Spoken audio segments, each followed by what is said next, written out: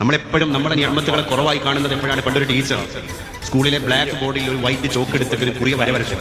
എന്നിട്ട് മക്കളോട് പറഞ്ഞു, കുട്ടികളോട് പറഞ്ഞു, മക്കളെ, ഞാൻ ഈ വരച്ച വരയെ ഈ വരയുടെ ഏതെങ്കിലും ഒരു ഭാഗത്ത് സ്പർശിക്കാതെ, ഇതിന് പരിക്കേൽപ്പിക്കാതെ നിങ്ങൾ ചെറുതാക്കണം.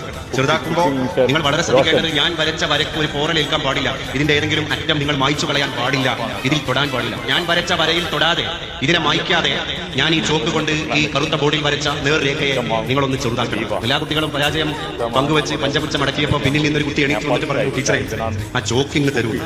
ടീച്ചർ വരച്ച വര ചെറുതാക്കണമെങ്കിൽ ഡസ്റ്ററാണല്ലോ ചോദിക്കേണ്ടത്. പക്ഷെ കക്ഷി ചോദിച്ചത് ചോക്കാണ്. ടീച്ചർ യാതൊരു ആലസ്യമില്ലാതെ ചോക്ക് കൊടുത്തപ്പോൾ ആ കുട്ടി ടീച്ചർ വരച്ച വരയുടെ നേരെ മുകളിലായിട്ട് അതിനേക്കാൾ വലിപ്പമുള്ള ഒരു വലിയ വര വരച്ചു.